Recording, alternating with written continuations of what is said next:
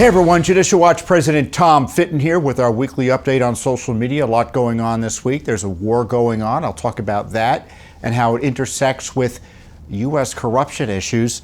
Plus, we have new incredible documents from Fauci's agency about China and COVID that you're going to want to hear more about. And we sued on behalf of a magistrate who was fired for blowing the whistle about a murder and a rape. Just outrageous soft on crime policies that's resulting in those blowing the whistle being punished. First up is the big war. We had, as we all know, the Russians have invaded Ukraine, and there's intense fighting going on. Now, if you watched my update last week, I highlighted for you one of the reasons I think that Putin invaded Ukraine, and there are myriad reasons, right, as to why it happened. But one of the reasons is because Putin looks at the United States and sees a corrupted class of politicians that have been running this country more or less for the last decade and a half. During the Obama administration, he had the Obama gang in his back pocket. He was specifically giving money, he and his allies, to the Clinton machine, who was the putative nominee for a period of time and successor to Obama. Then you had a Russian operative working with Hillary Clinton, according to Durham. He was working on the Fusion GPS fake dossier to smear Trump. All those lies were made up in part by this Russian operative. And then, of course, you've had the Russians helping Joe Biden with business for his family. Joe Biden's son, Hunter, received, according to a Senate report, $3.5 million from the widow of a Russian oligarch. And Burisma, as I've highlighted, is a Ukrainian company that was Russia-leaning. It was affiliated with Russia interests in Ukraine. So Putin sees all these folks on the take, and the other challenges we're facing at home as a result of Joe Biden's general weakness, caused in part by his medical infirmity that is quite obvious to everyone, his cognitive challenges, and he sees a weakened West that is weakened by its own energy policies that are pursuing a radical ideological agenda while destroying our own energy production that could be internal to us, that wouldn't make us reliant, as Putin evidently thought he could leverage that reliance in invading Ukraine. And the other corruption issue is that Ukraine was used as a fulcrum by the Obama-Clinton-Biden gang to try to destroy Trump during his presidency. Because you remember, Trump was investigating what was going on in Ukraine. He wanted it investigated because he knew Ukraine was part of this cabal that was trying to drive him from office or involve itself in the elections. Namely, mostly by helping Joe Biden and smearing President Trump. And for that, they tried to impeach and remove him. So by turning Ukraine into a plaything for the deep state fell into the narrative that Putin had been weaving, that Ukraine was a client or vassal of the United States. And in large measure, he was proven right with the corruption that Ukraine was involved in with the support of the anti-Trump State Department and other political people here in Washington, D.C. And so that has led in part to the war. And of course, we know why Putin wants Ukraine for other reasons. His hyper-nationalism, his efforts to reassemble what he perceives to be the Russian Empire. He's a communist at heart. And communists never settle with just running one country. They are transnational. So that feeds into what happened. So there's a lot going on in the invasion of Ukraine. And I don't mean to say, well, Putin invaded Ukraine because Biden's corrupt. No, I'm saying that the corruption I'm talking about is a contributing factor, a significant one in my view, to the war and the decision by Putin to take this, what I think is largely seen to be an outrageous act in invading another country. Whatever the disputes are, we should at least try to settle them without going to war against an entire nation, especially when the disputes are so easily settled at the negotiation table if the parties are truly interested in doing so. So that's where we stand. And one of the other big issues out there is they're saying anyone who's been critical of the U.S. craziness in response to the Russian invasion of Ukraine, anyone who says, well, you know, let's take a deep breath here and see what's really going on, they say you're a Russian, you love Putin, which is of course garbage. And it's usually the crowd that was in bed with Putin saying that those who are critical of the Biden administration's handling of this crisis are somehow traitors. I mean, it's so typical of the left, isn't it?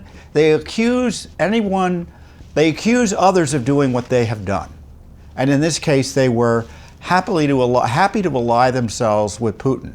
And our Michael Morrison did a piece. He's an investigative journalist, senior investigative journalist at Judicial Watch, and he's been following the Clintons for decades. And he did a piece highlighting the Clintons' Russia-Ukraine grift. I have the piece here, and I'm going to read it in part to you because it nicely highlights Judicial Watch's work, because Hillary was out there talking about how anti-Putin she is, and those who helped Russia need to be held accountable. I mean, she was getting money directly from them. Judicial Watch broke the story of former President Bill Clinton's multi-million-dollar haul from speech fees while his wife presided over U.S. foreign policy as Secretary of State. In a joint investigation with the Washington Times, I think it was the Daily Caller, Judicial Watch found that Mr. Clinton gave 215 speeches, taking in $48 million, according to documents obtained by Judicial Watch in a Freedom of Information Act request and litigation. State Department officials charged with reviewing Clinton's proposed speeches, remember they were supposed to vet them, did not object to a single one of those speeches abroad, even though there were obviously many of them touched on our foreign policy in a way that would cause, well, the problems they're causing now. The speech fees included a jaw-dropping $500,000 check from the Russia investment firm Renaissance Capital for a single speech. Years later, leaked emails revealed that the close connection between Renaissance Capital and Putin's inner circle. Reuters reported that the emails showed that top Renaissance officials were awarding an unspecified stake in the firm to Matthias Warnig, a close Putin ally. Warnig served as an officer in East Germany's Stasi secret police at the same time as Putin was a KGB officer in Dresden in the 1980s. So Renaissance was an arm of the Putin regime, and they gave the Clinton gang $500,000 while Hillary was Secretary of State. All that was exposed by Judicial Watch. Clintons also cultivated a relationship with Putin-connected oligarch Victor Velksberg, who donated an estimated $75,000 to the Clinton Foundation. In 2018, he was one of 7 oligarchs sanctioned by the Trump administration for activities related to the Russian government's malign activity, including continuing to occupy Crimea and instigate violence in eastern Ukraine. So there you have the Ukraine connection in part. And according to findings by our colleague and friend and investigative reporter John Solomon, I don't mean literal colleague, but he's certainly allied in terms of doing great investigative journalism. Velksberg was also involved in the Uranium One controversy, another lucrative source for the Clinton network. Uranium One, you may recall, was a Canadian uranium mining firm with U.S. holdings that the Russians wanted to buy. The vehicle for the purchase was Rosatom, the Russian State Atomic Energy Corporation. Because uranium is a strategic asset, our U.S. government is supposed to approve the deal. And what happened is this oligarch started giving money to the Clinton Foundation. At the time of Bill Clinton's, for instance, $500,000 speaking engagement, the former president sought permission from the State Department to meet with Velksberg and Arkady Dvorkovich, a senior official at Rosatom, during the Moscow trip. Russia needed sign-off from the State Department on the interagency panel responsible for deciding the fate of the deal. So what happens is, in order to approve this deal, this Russia involvement in Uranium One, there's a kind of a group of senior agency officials, including the Secretary of State, who have to sign off on the deal. Now, you don't need to be a genius to connect the dots between that $500,000 speaking fee, because Renaissance was involved in Uranium One, as best as I recall, a trip to Moscow, and Russia's goal of quartering a big chunk of the global uranium market. Now, the sale of Uranium One was approved by both the U.S. and Canadian governments, again, after all that cash lubricated the decision-making process.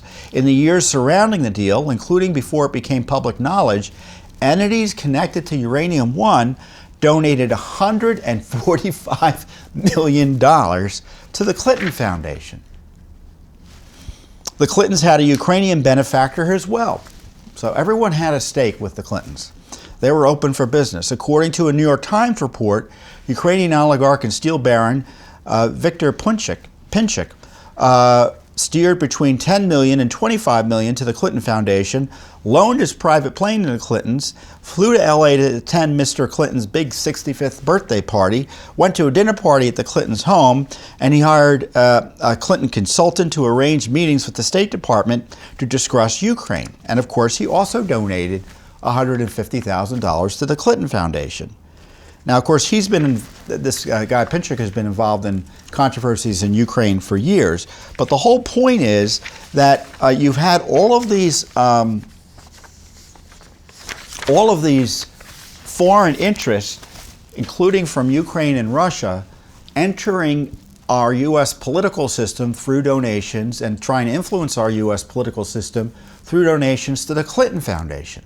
Now, we've highlighted recently how the Clinton Foundation's monies have gone down. They dropped precipitously over the last few years. I think they're down something like 75%. I don't remember the exact number.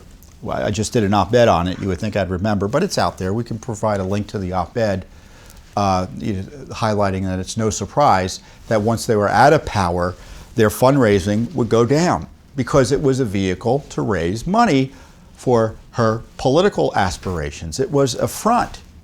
And sure enough, it's announced, I think literally this afternoon, as I present to you now, that the Clinton Foundation is going to be having their big leadership summits again. Remember those big Clinton Global Initiative type operations where everyone came, gave cash to the Clintons, and they'd have these type of summit events?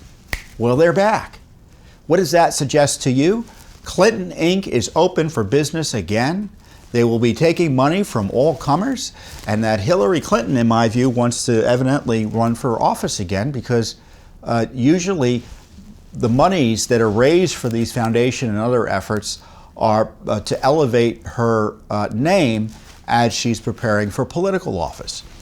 So the Clinton cash machine, it's never been held fully accountable. It's been held partly accountable because Judicial Watch's exposure of it, because you may recall separately that Judicial Watch exposed the pay-to-play scandal that the Clinton Foundation was involved in when Hillary was at the State Department. You had the Clinton Foundation, despite promises that there would be a bright line between the Clinton Foundation and the State Department, using the State Department to get donors special favors. And Judicial Watch's FOIA requests uncovered all of that. And that contributed as much as anything to Hillary Clinton's downfall in 2016. And of course, Judicial Watch separately and relatedly, though, have come up with Hillary Clinton's emails that she had been trying to hide, each and every one of them, from the American people for years. But Judicial Watch's persistence and consistency and in relentless heavy lifting uncovered the Clinton email scandal. So this was, that was the most significant non-governmental investigation, frankly, in modern American history. It led to the uncovering of the Clinton email scandal, the pay-to-play scandal. It led, one of the consequences was the unraveling of her presidential campaign. But my discussion here today focuses on how, in order to avoid that, the consequences of that criminality that we uncovered, she concocted the Russia smears. So there was never any Trump connection to Russia as alleged by the Clinton machine and Obama and Biden, but there was plenty connection with both Biden and Clinton. And that needs to be front and center. As I said at the beginning of this presentation, that corruption, I'm sure, was part of the calculations that Putin went through in deciding whether or not to invade Ukraine. So just to conclude, national security and corruption are interlinked. When our public officials and our leading government officials are corrupted by foreign money or other reasons, our enemies and friends keep careful tabs on that and calculate accordingly. And sometimes the calculations lead to death and destruction, as we're seeing in Ukraine. So what is Judicial Watch going to be doing? We're obviously investigating everything we can related to Ukraine with Freedom of Information Acts, requests and litigation that still relates to the underlying corruption with the Bidens and the Clintons. We're not going to go away. And I understand there's a war going on, and everyone would like to pretend that nothing can be done other than talk about the war. Well, we're not going to stop our oversight work. And we're not, for instance, going to keep on highlighting the corruption issues as it relates to Ukraine and Russia, because that needs to be part of the accountability in the debate as to who lost Ukraine. Now, I don't know how the war's going to turn out. It probably is not going to turn out as well for the Russians as they like, but my guess is the Ukrainians ultimately are going to be on the wrong end of this war. And the question is going to be is who lost Ukraine? And I would say our corrupt politicians had a big hand in losing Ukraine. Next up, we go from Russia to China. And as I said, the corruption is just endemic in this city. I am not concerned about the COVID pandemic. I am concerned about the pandemic related to government corruption. And it's in all of our federal agencies, including agencies that before COVID no one really thought much about, which are our federal public health agencies. Now, you may recall that Judicial Watch has had a series of Freedom of Information Act lawsuits and related disclosures about COVID, and specifically the Fauci agency and other agencies' roles early on in handling the pandemic, what they knew and when about the China's involvement and for good and bad in the pandemic, gain of function research, issues about the vaccines. We're covering the gamut. Judicial Watch is doing much more in the way of investigations, and we've gotten out much more information about gain of function and everything else related to the COVID pandemic at the national level than Congress has done, and frankly anyone else has done. I mean, when I look at the scope of materials we've released, it's really quite remarkable. And sure enough, we've gotten new documents from an ongoing lawsuit that we've had since, when did we file this lawsuit? I guess we filed it last year. And we wanted all records for communications, contracts, and agreements with the Wuhan Institute of Virology. And obviously we wanted information about the NIH grants that benefited the Wuhan Institute of Virology. Now, unless you've been living under a rock for the last 2 years, and I suspect not many of you who follow Judicial Watch are under the rock dwellers, you know the Wuhan Institute of Virology is a Chinese communist-controlled lab that may or may not have been involved in gain-of-function research. Well, actually, the documents show it was involved in gain-of-function research, funded in part with Fauci's agency's money. And the other big question is, did that gain-of-function research or other research, the tools of which U.S. taxpayers help subsidize, result in the manufacture or creation of the COVID-19 virus? There's a big debate as to whether the virus is naturally occurring and that's how it emerged and infected the human population, versus it being manufactured or engineered in a way and then it escaped from a lab, either Wuhan or somewhere else, and resulted in the epidemic. Judicial Watch has uncovered records from Fauci's agency that show that China was no friend of transparency early on in the pandemic. And this information has been withheld from the American people for over 2 years. The records show that China withheld key information about COVID and how it was spreading from their alleged colleagues in the international health community, including NIH. And this information could have helped us protect America better and, frankly, everyone else in the world. The documents show that in 2020, China was withholding the COVID information I'm talking about. So this is the early part of January 2020. It was a little bit less than a month after it was officially acknowledged by China that there was something up. And this is a State Department document that was produced to us by Fauci's agency's people that show that they knew, because they are passing along and discussing in the document, that China was not a good friend here. The document shows that on January 8th, Dr. Ping Cheng, P-I-N-C-H-E-N, now she's a very important person, probably the most important person in this debate that you haven't heard anyone talk about other than Judicial Watch, because she was Fauci's top person in China during much of the COVID outbreak, certainly when it first emerged.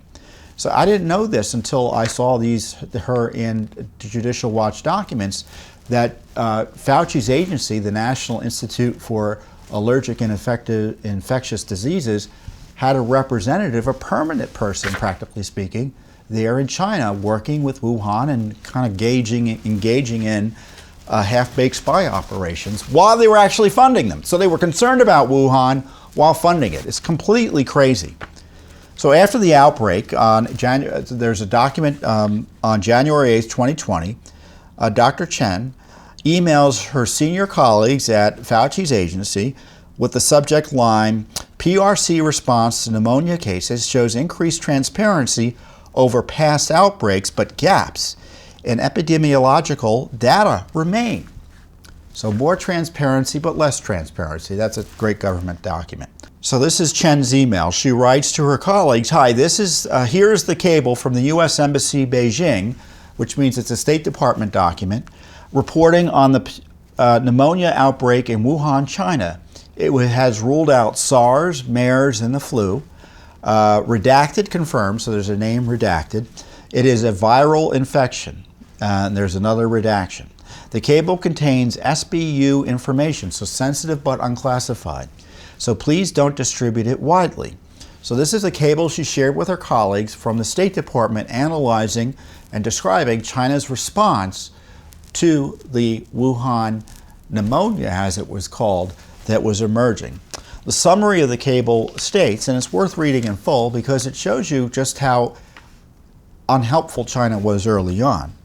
While PRC, People's Republic of China officials, have released timely and open general information about the outbreak, a lack of epidemiologic data, including an epi curve, a summary of dates of onset of illness, characteristics of infected individuals, and other basic epidemiologic information, hinders better risk assessment and response by public health officials. Again, hinders better risk assessment and response by public health officials. Authorities have also not released information on how they are defining a case. Of course, we had that problem here in the United States too, which is ironic because the CDC is terribly corrupt. Given these gaps in detailed information to date and the lack of a final confirmed pathogen, the risk to the United States and global health is difficult to assess at this time. So listen to that paragraph. The Chinese have generally told us about this Wuhan pneumonia, but they're withholding key data that would help us figure out what the risks are to the American people. As of January 7th, the Wuhan Health Commission has reported 59 local cases of pneumonia with unknown cause. Note, Wuhan, a city of approximately 11 million people, is the capital of central China's Hubei province. According to the Health Commission, some patients are vendors who work in the Huanan Seafood Market, which also sells live exotic animals, including beavers, snakes, porcupines, and deer. Health officials state there has been no confirmed human-to-human transmission of the disease and no cases among health workers. Laboratory investigations have ruled out influenza, avian influenza, SARS, MERS. I guess the MERS is short for the Middle East Respiratory Syndrome, and other common respiratory pathogens, and are awaiting final pathogen results. Again, PRC officials on December 31st, 2019, alerted WHO to the pneumonia outbreak. So actually, this email was only a week after it became publicly acknowledged, at least by the Chinese. WHO contacts told embassy officials that PRC health departments continue to provide information about the outbreak in accordance with WHO's international health regulations. While China has been forthcoming with standard information, WHO contacts note they have not received more detailed and potentially useful information, again, such as epi curves or other epidemiological data. The flow of official PRC information on this outbreak is limited to that coming from the Wuhan Health Commission and National Health Commission. So, trouble in China, big trouble. And we're not told about this for 2 years. Now, you may recall that Judicial Watch uncovered shortly after this came out that WHO or one of its subcomponents was trying to put out a press release praising international cooperation on China. And WHO sent an email, or one of the top people there, sent an email to Fauci saying, hey, take a look at this release. We want to send it out. And please note in particular, and I'm paraphrasing since I don't have it in front of me, the special praise we dole out to China here. So China is withholding information, and WHO knows it's withholding information. Fauci's agency knows it's withholding information, and shortly thereafter, they start praising China anyway. You can bet Trump wasn't told this crap. On January 30th, they knew that it was getting worse because Chen, again, Ping Chen, Fauci's person in China, forwards to her colleagues a detailed situation report on the Chinese government responses to the virus that was spreading across the country. So this is less than a month later. So they had travel restrictions, quarantine measures, and all sorts of other things that were taking place in cities across the country, including Beijing and Shanghai and major cities like that. So this is also interesting. On April 15th, 2020, an official whose name is redacted sends an email to colleagues labeled Wuhan Institute of Virology cables. As I'm sure you are quite aware at this point, the cables from a State Department agency wrote on the Wuhan lab and the concerns we had about the findings of the papers on bat coronavirus research has become big news recently. So they all know that there's an issue with Wuhan Institute. Again, these are documents they're only turning over to us now, even though they were created on April 15, 2020. Another major find that we have in these documents is that we were helping Wuhan in all sorts of ways in the years running up to the outbreak of COVID. And we weren't just helping Wuhan, we were providing support to other labs and frankly, similarly dangerous labs all over the world, including in India. An official forwards an email exchange, for instance, in April of 2018, a cable on the Wuhan Institute of Virology visit. China, and this is how the cable begins, the summary. China's Wuhan Institute of Virology, a global leader on virus research, is a key partner for the United States in protecting global health security. Its role as an operator of the just-launched P4 lab, which, as you know, or you may know, means that it's one of the most highly secure labs in terms of its ability to handle the most sensitive pathogens. The first such lab in China opens up even more opportunities for expert exchange, especially in light of the lab's shortage of trained staff. We were staffing Wuhan's lab. Let me say that again. We were staffing and training Wuhan's lab. And we saw this as an arm of the U.S. government for all practical purposes when you look at material like this. How else would you interpret it? The cable also mentions that there is a U.S. Centers for Disease Control supported P4 facility in Pune, India, Pune. I didn't know that. Did you know that? What are they doing in Pune? I mean, do you trust Fauci's agencies or any of these deep state public health agencies to monitor what these labs are doing? I don't. And we're going to stand up a second lab in Harbin. Now, I've never heard of Harbin, Harbin. Well, it's another city in China. It's the capital of a major province in northeastern China. And I've seen other documents, and they're all on our website. So we don't hide this from you, the American people, unlike the government. We get these FOIA documents, we put them out there. So sometimes you get people saying, well, Judicial Watch, you can't trust Judicial Watch. How can you not trust us? We put the documents out there. And you can figure out what they say is just as well as we are able to do. And but the documents that we previously have found shows that we were helping the biological, what I consider to be weapons-oriented research, but they don't want to call it that. But what else would it be there for? They're pretending it's all just civilian research. Do you think the Chinese are doing this for civilian research purposes? I'm sure in part they are. But what else do you think they're doing it for? Defense and offense. But when you look at the funding and look at the scope of our work, I don't even know how the Chinese could have opened up these labs without U.S. taxpayer funding. As I said, they look to be arms of the U.S. government, practically speaking, namely Fauci's agency. The cable notes that Chinese officials described the Wuhan lab as a regional node in the global biosafety system and said it would play an emergency response role in an epidemic or pandemic. So their actual response role turned out to be suppressing information that we needed to figure out what the heck was going on in Wuhan with this COVID lab. And we still don't have the information.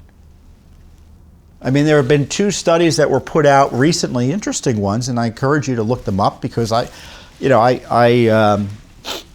it or not, I don't necessarily think it's a matter of faith that that we have to believe that this COVID emerged out of a lab versus naturally.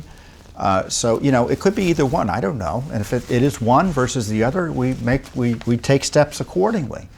But there are 2 new studies that have come out that suggest they have some data analysis. Again, that isn't perfect because of China's suppression of information that highlight further highlight the possibility that it did emerge in that area around that wet market that's been famously highlighted. But even they note that they still don't have enough information, although they think their work is persuasive. It continues, experts from the NIH supported P4 lab at the University of Texas medical branch have trained Wuhan lab technicians in lab management and maintenance, Institute officials said. NIH was a major funding, along with China's National Science Foundation, of SARS research by the Wuhan Institute of Virology's blacked out. Finally, the cable notes, with the EcoHealth Alliance, which of course has been linked to this Chinese gain-of-function research that has been largely confirmed by documents uncovered by Judicial Watch, a New York City-based NGO that is working with the University of California, Davis to manage the plans to visit Wuhan to meet with Shi Zhengli, who was a major official at Wuhan. And well prior to the outbreak, again, going back another year to 2017, one of Fauci's top people, Gray Hanley, I think he was number 2 at the agency, forwards to colleagues a State Department cable titled China's Interest in the Global Virome Project Presents an Opportunity for Global Health Cooperation, which another official notes seems relevant to biobanking, IP, which is typically short for intellectual property, pandemic flu, and a bunch of other issue areas. The summary of the cable begins, the proposed Global Virome Project, an international non-governmental organization built on a decade-long prototype initiated by the U.S. Agency for International Development, which is another agency involved in funding these labs and similar research, seeks to address vulnerability from emerging diseases by creating a global database of viruses of animal origin and identifying those pathogens with greatest potential to jump to humans through sequencing their genomes, understanding the ecology involved in transmission, and assessing risks to humans. This knowledge could then be used to devise treatments and countermeasures. So I suspect that, well, I don't suspect because this is what they say, U.S.-China collaboration on this project is an opportunity to lead innovation in science, collaborate with China, and potentially contribute to scientific breakthroughs. So they were using this project, again, funded largely by the U.S. government, to work with the Chinese, our great friends, the Chinese. That turned out to be one of the biggest mistakes, assuming it was done in good faith, in world history. The records include also an email between the U.S. Embassy in Beijing back again in February 2018, in which NIH officials were monitoring the Chinese media. And some of this we've talked about before. They were looking at highly pathogenic viruses at the Wuhan Institute, so they knew that was happening. A new nanotechnology-based flu vaccine, that sounds interesting, that's been raised before. China advances in human gene therapy, in which China is helping to advance gene and cell therapy and genome editing research by creating novel viral and non-viral vectors for gene delivery and innovative applications of CRISPR technology in a broad range of disease areas. Boy. Imagine if that was applied to the wrong viruses. So there's a lot here, and forgive me for going through it with you, but you're never going to hear about it unless I tell you about it, because the media covers this up. Because Fauci covered it up, and they're protecting Fauci. And what's happening is Fauci's agency gets protected, China gets protected, Fauci himself gets protected, but the American people are left in the dark but for Judicial Watch. So as I've been saying on social media this week, I'm tired of the cover-ups. Now, of course, I've been seeing cover-ups for my 24 years here at Judicial Watch. But there are cover-ups, and then there are cover-ups that place the American people's health at risk.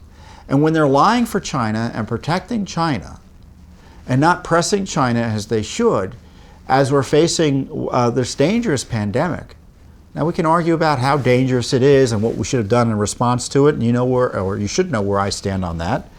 But you know, we need the more information, the better. And we're fighting tooth and nail with Fauci to get access to this information. 2 years. And one of the reasons it's been taking so long to get access to this information is because the government has told us that Fauci and his top people review the documents, which is extraordinary. I'm not aware of that happening before in other FOIA litigation that we've been involved with. We've done more FOIA litigation than anyone on the earth. And I've never heard of anything like that happen before. So we're going to keep on keeping on here. But you should know that Fauci's agency is involved in a cover-up of what it knew and when about China's refusal to cooperate with us. And they sat on this material for 2 years. The State Department has also sat on the material, and you wouldn't know it but for your friendly neighborhood Judicial Watch. One of the other big issues that's really causing a crisis here in the United States are the crime rates.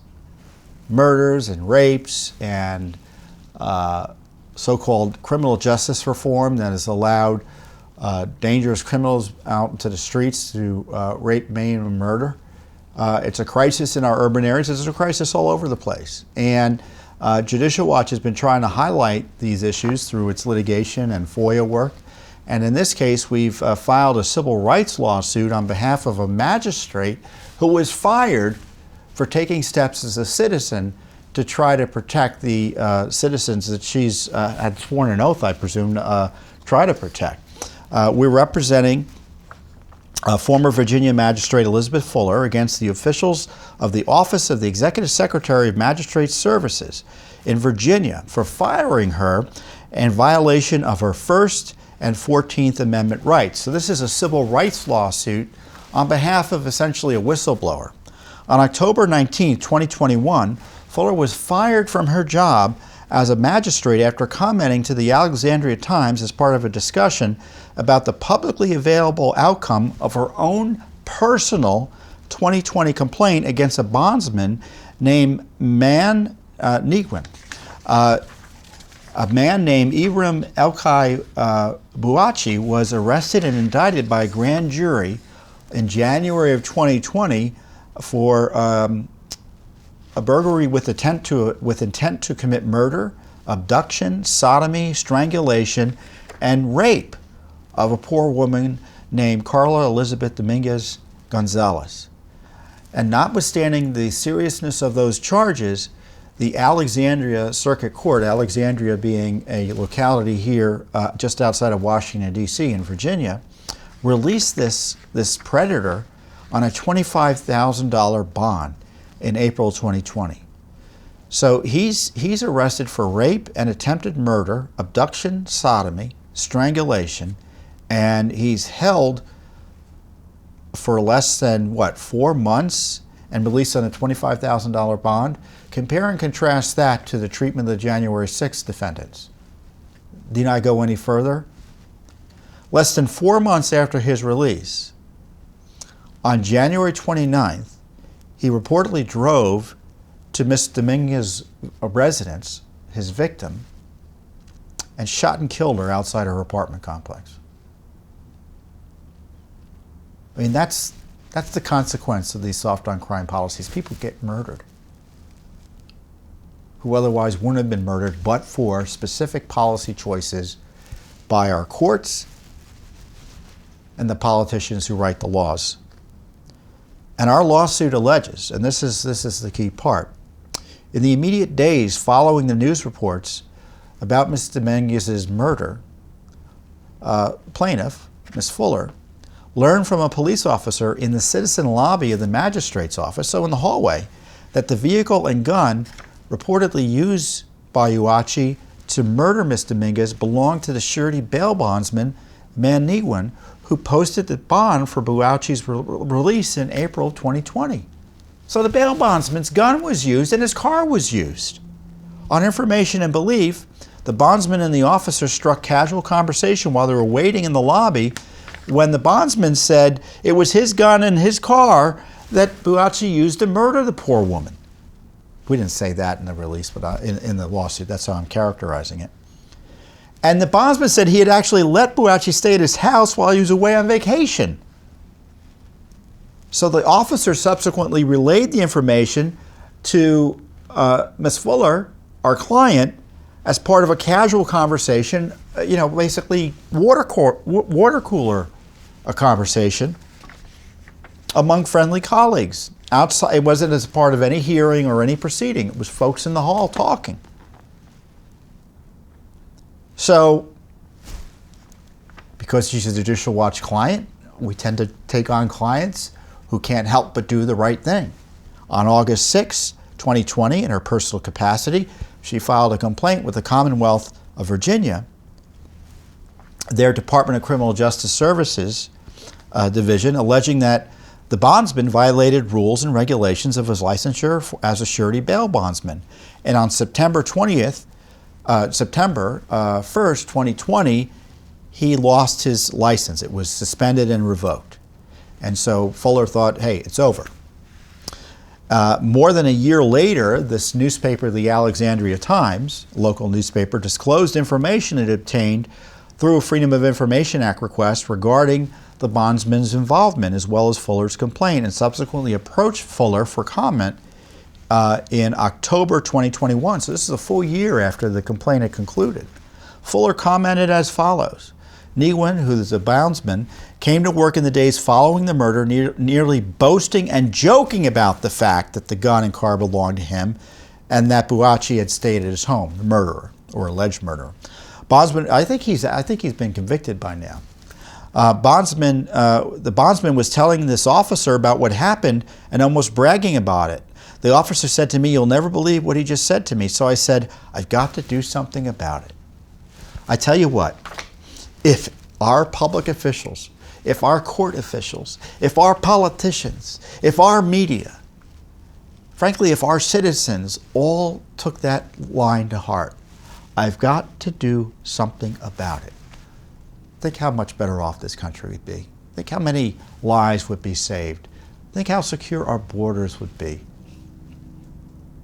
Think of the better freedoms we'd have. I've got to do something about it. God bless Miss Fuller. 5 days after the story was published, on October 7th, 2021, she was placed on administrative leave. So she did something about it and got punished for talking about it. And she was fired on October 19th, 2021. Really a summary firing. It's really outrageous. It was claimed then at the time that she had violated Canon 3, Section B6, that states, "A magistrate shall abstain from public comment about a pending, impending, or concluded proceeding in any court or magistrate's office." In early November 2021, Fuller filed a grievance appealing her termination and asked for reinstatement, which of course was denied.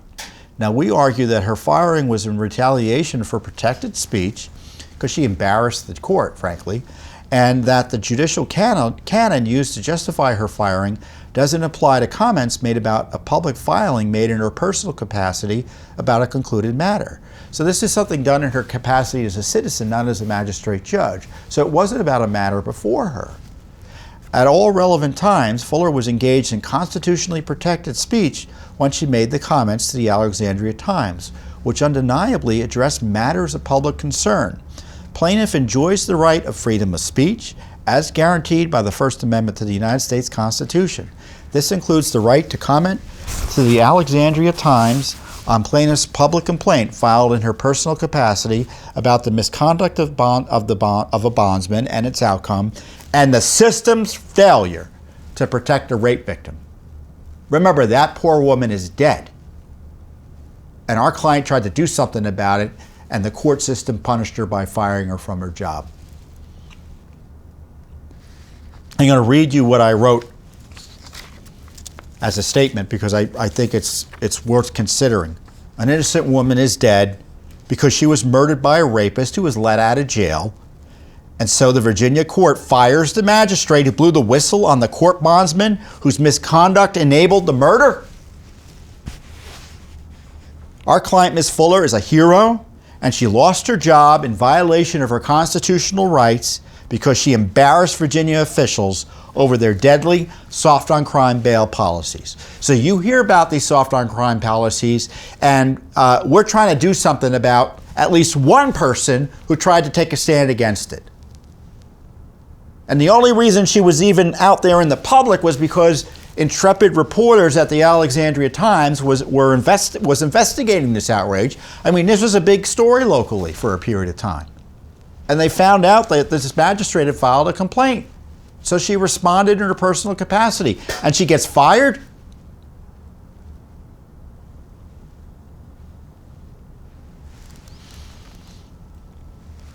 So she needs to get her job back in the least. And lots of other things as far as I'm concerned. So I'm honored that Judicial Watch and our attorneys, and of course, you know, this is what I love about Judicial Watch. I get to come on here and do something I'm sure you're all jealous of doing. Getting to talk about the work that other great patriots at Judicial Watch do. I'm president of Judicial Watch, but we've got lawyers and investigators and media folks and our administrative and fundraising, all this team here. And they do all this work that results in disclosures about COVID and Fauci and China, about Clinton, Obama, and Biden, and wonderful, wonderful lawsuits for citizen heroes like our client, Magistrate Fuller, or former Magistrate Fuller, who blew the whistle on misconduct by court officials, in the case of the bondsman, who was responsible in part for murder. And we're able to do this work, and I'm able to talk about this great work and be able to direct it as best as I'm able and educate you about it because of supporters, Judicial Watch members, people who write us checks. So I'm unembarrassed and unashamed to ask you for your support. If you like this work, I encourage you to support Judicial Watch. Go to our website, judicialwatch.org. You can give us money on Facebook. You can go all over and give us money. You know how to give us money these days. Because this is the sort of thing that we do with your support. And I'm proud to be able to do it, and it's a privilege to be able to do it. It's like I'm not just the president of Judicial Watch, I'm a citizen, and I, as a citizen, am so excited about our work, and I'm sure you are too. So with that, I wish you the best. I hope you have a great week, and I'll see you here next time on the Judicial Watch Weekly Update.